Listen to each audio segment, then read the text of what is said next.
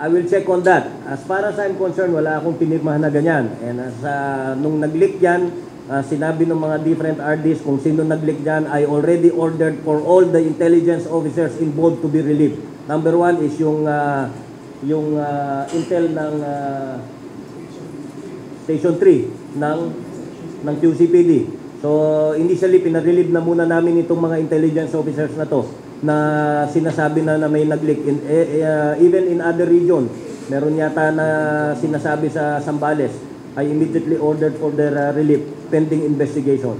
So I will look into this kung sino ang but as far as I'm concerned, wala akong pinirmahan na ganyan na sinasabi na Although sabi nga natin, itong profiling, this is not profiling. This has been part of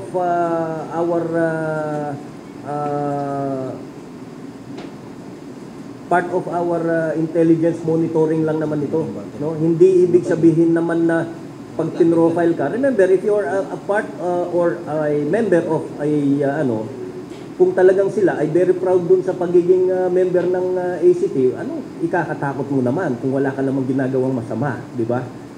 Kung hindi ka pala, then don't be a member of that, Ang tanong dyan, bakit ka takot if you're a member of that act, di ba? Kung member ka ng Alliance of Concerned Teachers, kung wala ka namang ginagawang masama, it's just like, parang kami, member din ng PNP AAA, and they are also being profiled also dun sa membership namin. So sir, ano ho yung basis nung kaya nga titingnan natin anong basis nung mga sinasabi nila na nagpo-profile sa kanila. I'll check on that.